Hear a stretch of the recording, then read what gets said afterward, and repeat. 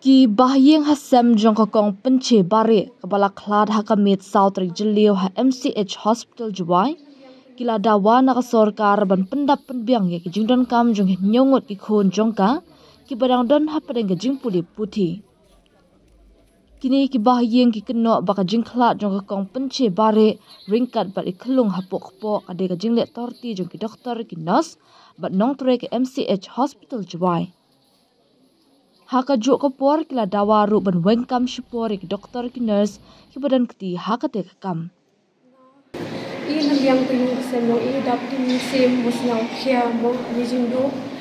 Lebih ki pai ba boy snya pergi ni man kam ga drama mo ini ko aku advertise untuk mo.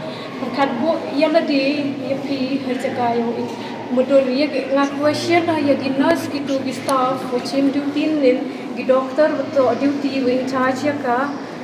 Imagine to ka gitu to ke puyu yang ki na ke be yang ki kaman siaw kita. If the parents or the sister were being treated like that, kaman siaw ki. Lari chim ki yai te benta ki siaw thu ki kat wan jing siaw yang i. Siaw thu guru yang i ke puyu yang i na ki khandan yang i to yo andu kat te. Guru ko wudu ko krek benda krek ni yi gop sai kon nang yang ka. Tang yung le mong daman pro kon i de am kon nyau ti kon prakhat. Tang la duk kat wudu re kam kaman be yi.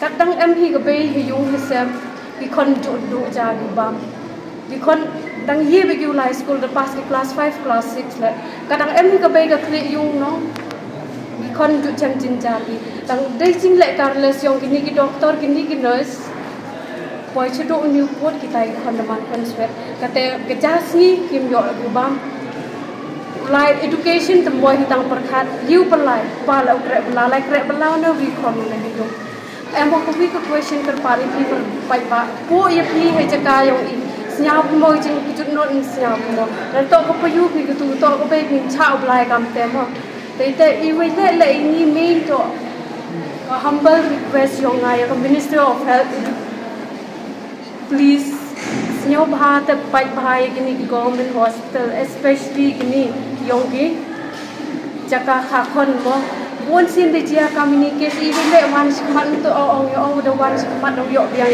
siao tho I wada dap ni wan din le tangwa any ka jing kermen wada ni waktu pau pai ba ai yong fight ka government look into this issue take it seriously bo ka inquiry gitu ki staff duty in both the doctors and nurses this is like my strong request to the Minister of Health please look into this issue okay because this case can continue like again and again. It could be happen to some other people, if not my family also.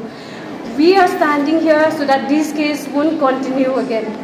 And we request a humble suspension for those who take charge yesterday duty until the inquiry is done. Because our sister was supposed to be alive today. Yesterday morning, she was still so healthy. Minister, this is my message to you, please. She was so healthy. We didn't expect any change from her. We didn't expect this tragic to be happen. So please, and because of the negligence of this staff, today we lost her. And please take care of the hospital and the staff. The beds here are not proper. Yesterday she was sleeping on the floor. Please look into that issue also. And we request, if it's possible, kindly look into her children. Iconic ti yung kada man yung sa o emi giwa yung sa emi gi you are very good. Im ong yung igi gitu man gi pu yung igi kon yung igi em lang igi tangkat wan em gabor man lang kabay em kon gi jong kon hapai choi gi kon ben takar party from all. If you could help, please help mo. Children welfare, please look into this. Takatak please.